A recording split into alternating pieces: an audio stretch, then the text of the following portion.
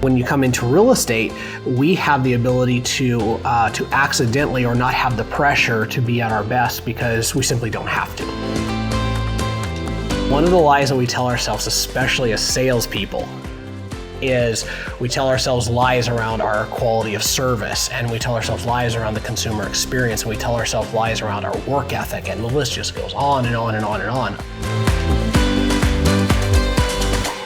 Real estate professionals, welcome back to the RMG Agent Podcast. So excited to have you back here. We're here to impact, empower, and encourage you in your real estate career. And we're back here. This is, I believe, episode 40, and we're really excited to have you back. As always, for all of the 39 other episodes and our webinars and our blog and all of our additional content, you can go to rmgagentpodcast.com. You can email us there. You can ask us questions. And of course, you can go to YouTube, Spotify, Apple Podcasts, and everywhere else that you would listen or watch this wonderful content. So speaking of wonderful content, the guy who helps me build this wonderful content is back in the studio with me. Jake Bartlett, welcome. Thank you. I suggest checking us out on YouTube because you get to see these faces. The money makers? Yes, the money makers as they've never been called before. Right. So I am very excited to be able to do this and check out last episode, which was My Crystal Ball Says, which we dropped some predictions for the future, which were really great. And today we have the A word, the dirty little secret of success. Yes. Are you excited for it? I am excited about this. This is going to be good. And it's going to be challenging. Yes, it is going to be challenging. Should we tell them now or should they have to figure out what the A word is? Oh, let's tell them. Let's just right out of the gate. All right. The A word is accountability. Okay, so now everybody leaves the podcast because maybe we made the wrong choice. Yeah, should have just kept saying A word and waited till the end. Okay, so let's talk about accountability. And really why we think it is the secret to success. Yeah. So accountability is this thing that it's a little bit of a mystery. You know when you're being accountable, you know when you're not, you know when somebody in your organization is being accountable or when they're not. And one of the things that I want to address today is accountability really starts way before accountability. And so I think that that's one of the biggest challenges when we're using this word. We use it, for the most part, everybody agrees. People don't agree that they want to be accountable, but everybody kind of has this idea of like, like if I'm going to be this super integral person who's pushing into my potential, this is an important element. The problem is in practice, we have a way of not showing up that way. So I want to kind of start by building a foundation around accountability. Perfect. I know that there are some maybe misconceptions on what accountability is, and you think of it, when I first started hearing about it, it was something I thought of as like a parental, go do your chores. Right. Did you clean the gutters? Did you do the lawn mowing like you said you were? Which are forms of accountability, but this is in relation to your business. Yeah. So as a real estate entrepreneur, you're a 1099 person, and there's this wonderful thing that just makes you feel like you don't have to be accountable, right? Mm-hmm. And it's one of the hardest things about we wear it kind of like this badge of honor that we're not a W-2 employee and we don't clock in and we don't clock out. The issue is that some of the things that come along with a traditional job cause people to be at their best. Now, not always, and there's all kinds of other challenges, but the accountability piece tends to be one of those things that is better a lot of times for high performing people in that type of role. When you come into real estate, we have the ability to accidentally or not have the pressure to be at our best because we simply don't have to. Yep. So when I think of it as anybody that's an entrepreneur, no matter what the business is that they run, like think about Elon Musk, he's richest guy in the world. He's accountable to the stockholders and the board members of all of the companies that he runs. So if we start this conversation of thinking of yourself as like the top of your company, are you accountable to your board? Are you accountable to your stockholders? And maybe that's a great way to frame this. Yeah. This idea is the farther along you go in your success journey, the more accountable you start to become. Now, there's a lot of freedom at that level of accountability, but what you do see is in our industry, a lot of people that are just not quite getting where they want to go. And a big part of it is this, I don't want anybody to tell me what to do. Like this idea of freedom from accountability is a marker of freedom. And and I think we need to maybe challenge that, especially facing the future of real estate. So as all great things start with, let's do a quote from a kid's movie. Yes, great kids movie, which was also from a great book, Alice in Wonderland. My aunt was kind of like Santa Claus, and she was the one that had all the VHS tapes. We had a few. We had some weird ones like Skyhawks, which nobody's still ever heard of, and No idea. no, and like Old Yeller, which everybody's heard of. That's approaching 50. But Alice in Wonderland has this great character. It has a bunch of great characters in it, but one of them is the Cheshire Cat. And so Alice goes down, she goes down the tree trunk, and she's now in Wonderland. She has this experience with the Cheshire Cat. And the conversation goes something like this. Alice asked the Cheshire Cat which way she should go. And he replied, "That depends a good deal on where you want to get to." And Alice says, because she was kind of depressed and frustrated, Alice says, "She doesn't much care where." And then the cat responds, "Then it doesn't much matter which way you go."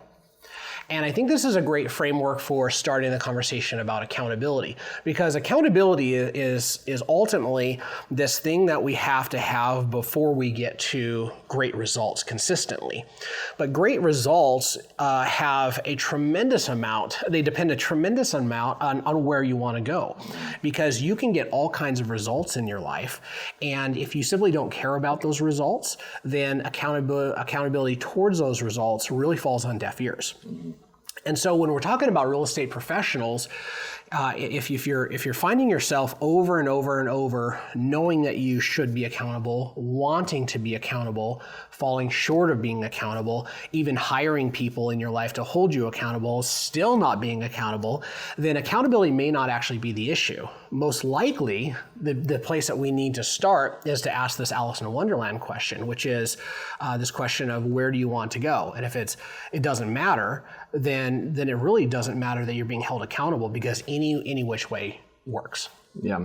Well, and I think there's a misconception of accountability is only to the results, and most really good structured accountability, whether that's with a coach or for yourself, is accountable to the actions to get to the results. Sure. And the only way you can do that is if you've got the very clear-cut direction that you're going. Yeah, so accountability ends up being this vision problem right out of the gate, which is if I lose vision, or I don't know where I want to go, or I say I want to make $250,000, but there's really nothing compelling that's attached to that number, as soon as I hit the accountability of the activities that it's going to take to be able to get the results, I'm going to avoid accountability. And the reason I'm going to avoid accountability is it's framed out in the book, The Five Dysfunctions of a Team. Right? And it's this idea that when we work together to do something bigger than ourselves, that there's inherent dysfunction. And of course that shows up in our personal lives as well. And that is, if we set out to achieve a goal, we have these same conversations with the relationship we have with ourselves. And that is, it starts with an absence of trust, then it goes to a fear of conflict, then it goes to a lack of commitment, and then it's avoidance of accountability and attention to results. And so if I'm having an avoidance of accountability in my life, the reality is right below that is a lack of commitment. And if I say, okay, well, if I'm avoiding accountability, it means I'm not committed, then the question is, what is the reason that I'm not committed? And they would say, well, that's a fear of conflict. And it's like, well, that sounds weird, because that's between two people. How many times have you experienced not being honest with yourself? Yeah. Right? Having a fear of conflict with the man or the woman in the mirror is just like having the fear of conflict in a marriage or in a business. And that is, if I'm unwilling to really, really go deep and deal with the underlying fear, right, then that's a problem. So where does the fear of conflict come from? Well, the fear of conflict comes from this lack of trust. Right. And I might, if we're just kind of taking the gloves off here, or just like, hey, let's, peek behind the curtain, I might not trust that I'm enough, that I'm good enough, that, there are some really, really deep issues below this issue of accountability. So we just, we wave the banner of, you have to be accountable, be an accountable person, all that stuff. That's great. And the answer is yes, like you do if you really want to become who you were created to be. But there's a lot of deep work that lays behind the scenes of being an accountable person in any area of your life. Yep. So I'm gonna pinpoint the commitment, right? Like the commitment to the accountability. when you think of the great sports teams, they usually have a rallying cry that is their collective commitment to whatever mission they're on. When you think of some of them, like trust the process, right? Like that is their commitment to their mission that they're going on as a team together, and then they understand and hold each other accountable to being on that process. Right, and accountability requires conflict, because the whole idea of us being accountable is that the whole reason that accountability exists as a conversation in life and business is that there is nobody alive today who is at their best all the time. And there's not even really anybody who's at their best all the time with accountability, but when we have interdependent accountability with other people, right? We have people that we work for, coaches that we hire, people that are here to help us be at our best or our better more consistently. That requires friction, that requires conflict. And then of course that requires us trusting that that's actually going to move us in a direction that we became clear at one point that we wanted to go. You said something when we were getting ready for this that I really liked. Accountability is part of the outcome. Yes, yeah. Accountability is it's part of the outcome, and the idea is that in the world of coaching, there's a coaching pattern that goes along with success. Right? There's a lot of them, but one of them is this idea of there's 5 different parts to be able to help somebody move forward. And the very first one is focus, and we'll talk more about that in our next episode too, and we'll kind of deep dive a little bit in that. But the farther down the road of success that you get, the harder it is to be able to focus on the actual singular priority, because you have more and more competing priorities. So if I'm going to help somebody break through, the first thing we have to do is we have to focus. Where exactly are we going? What exact issue are we working on? If this person says, I want to get here. And once we get clarity and once we get focus, we've done a lot of work, and that's great. But it also feels good. You're like, oh, I see it now. That's great. And then there's this tendency to be like, cool, I did the work. Right? I checked the box. Okay, that's a good starting point. But once I focus, I have to now identify what are my options to go down this road? So activities. So once I focus, what are my options for actions and activities to go down this road? Once I've identified my options, now I'm looking for a model. And in my mind, that's usually a who, right? Who do I know that has done this well? And I'm going to maybe build a relationship, or maybe read that person's books or listen to their podcasts. And I'm going to be able to take these options and I'll be able to see them kind of in human form a little bit more. Once I do those items, now if I want success consistently, I have to turn it into a system, or I have to adopt a system, because it's just too much energy and discipline to just will yourself forward all the time. I need to be able to underwrite that with some sort of system. So once we do those 4 things, we focus, we have our options, we have our model, and we have our systems, we typically feel really good. Like, that's a lot of work. That's a heavy lift. The problem is that all of that stuff is to some level entertainment or just a great mental exercise if I don't have the 5th, which is accountability. And that is, I've gone through all of this work, I've gone through all of this thought, I have a clear direction, but now I actually need to have somebody or somebodies in my life that will hold me able to go down this road that I said I wanted to go down. Because I'm going to wake up one day, whether it's tomorrow or it's 2 weeks from now, and I'm not going to want to go down that road. I'm going to make all the excuses and the other things, whether it's verbal or it's just in my mind or it's just in my actions, without other people in my life to be able to help me move down that road. So one of the things that I think of when we have these conversations, you can have a good business out there and maybe not have a level of accountability. That's not for the people that are listening to this. No. It's not for the people that are doing continually trying to better themselves. We're having this conversation for those people that are looking to reach their full potential. Yes. Right? Like, this is a potential conversation that we're having, and the accountability is a huge portion of reaching your full potential. Yeah, there are some people, and you look at them, you're like, holy smokes, like, that person's not accountable to anybody, but look at the results, they're so amazing. The thing is when we compare ourselves against other people, we're not comparing equal things. There are some people that are absolutely unbelievably more talented in an area than other people. right? Or they have been accountable in the past and they've reached new levels of accomplishment. And the issue is if that's you, if you're like, hey, I don't need accountability to pay my bills, that's awesome. Somewhere down the road, there is going to be this internal friction. If you're honest with yourself, it's probably there right now. And that is, I'm not growing. I'm not living up to my potential. I'm getting stale. I'm getting stagnant. While everybody else is like, you're a rock star. You're amazing. You're the best. Man, I've been there when other people are saying something and you're just like, hey, that sounds really good, but I know this internal conversation about what I'm avoiding. And what I'm avoiding is clarity and accountability, or maybe vision, clarity, and accountability. It makes me think of the conversation we had a couple weeks ago, which is dreams become goals, and goals, what was the last part of it? Goals become actions. Activities. Yeah, or activities, sorry. So dreams become goals and then activities, but there's this giant wall of reality between goals and activity, right? So getting clarity, being able to have the clear direction of where you're going, and then recap those, the focus, options, model, systems, and then accountability. That leads us into the reasons to be accountable. Yeah, so accountability doesn't feel good. It may not feel like freedom. And if you're in a place where you're paying your bills and you're maybe hitting, you're going on the vacations you want to get to and all that stuff, and you don't want to be more accountable than you are right now, high five, that's great. So just put this in your back pocket if that changes in the future. But I think that there's some really important reasons to be accountable. One is personal development. If my personal development across the areas of my life requires me to be interdependent or in relationship with other people that can call me on my BS, because I don't call myself on my own BS as much as I should. Nobody does, right? If I'm interested in personal growth or personal development, accountability is an unavoidable, it's the actual, it's where the rubber meets the road. It's where you actually are growing. Because if you're growing without accountability, then you're probably growing in an area that you're already predisposed to growing in, right? There's not much pain there. There's not much overcoming there. It's just like you're on this growth trajectory in that area of your life, and that's great, right? Yeah.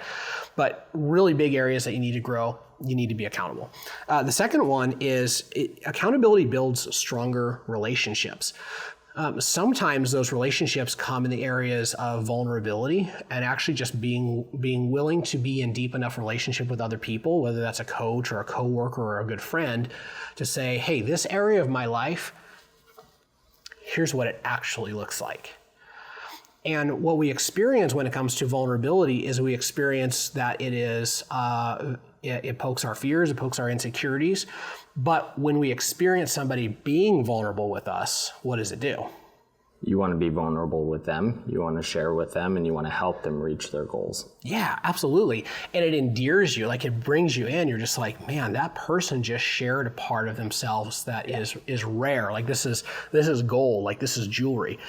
And so that's one of the encouragements here is not only is it going to develop you as a person, but it will deepen your relationships because it draws great people into deeper relationships. Yeah, it makes me think of our men's group that we're part of, and the level of vulnerability that we've had with each other is huge, and those bonds are stronger than probably any other bonds that I have with any other grown men. Yeah, and one of the markers of it, there's plenty of them, but one of the markers of it is one of these guys that has shared life with you and loves you, looks you in the face and says, that's not true. Yeah. Like you're buying your own BS. Yeah. And it's like, man, at this season of my life, I need people that will do that for me. How do I do that?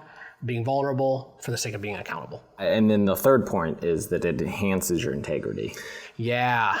Okay, so one of the lies that we tell ourselves, especially as salespeople, is we tell ourselves lies around our quality of service, and we tell ourselves lies around the consumer experience, and we tell ourselves lies around our work ethic, and the list just goes on and on and on and on. The reality is that every time there's a gap between what we say and what we do, we're out of integrity.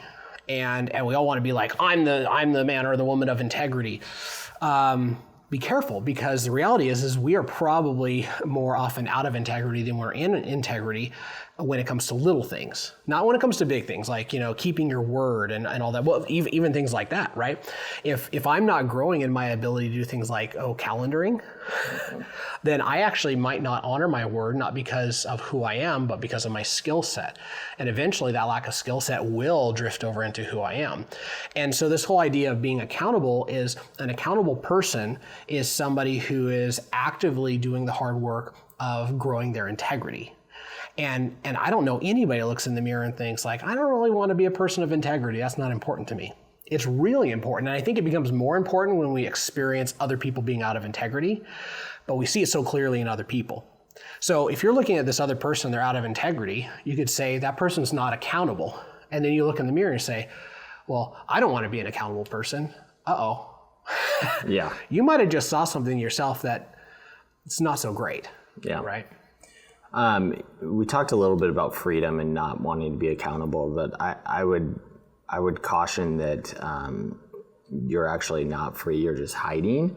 But when you have good partners or coach that holds you accountable to the right things, it's really easy to be able to go back and say, hey, we had a plan. I did all of the activity. I did all of the things that we put forth, but the plan didn't reach that results we were looking for. Right. But I did the things that I could control based on the clarity of the plan that we put forth. Now we get to readjust the plan and rechange the activities to be able to get back to the results. Yeah, and we actually just heard from one of our agents this morning. One of the things that they learned over this last week was that when they did everything that was in their control, they had a lot of confidence, even if the outcome wasn't what they wanted. It's like, yes, because you did all the things and you were accountable to do all the things that you knew to do. Now there's confidence regardless of the outcome. All right, guys. I'm so glad you guys tuned in to the A word, the dirty little secret of success. Hopefully after this, you can say accountability without shying away. I think for me, accountability was something that I shied away from for a long time in my career. And then once I embraced it, my career got very serious and blew up from there. So please stay tuned for our next episode, which is Save Your Mom or Save the World, how to navigate competing priorities.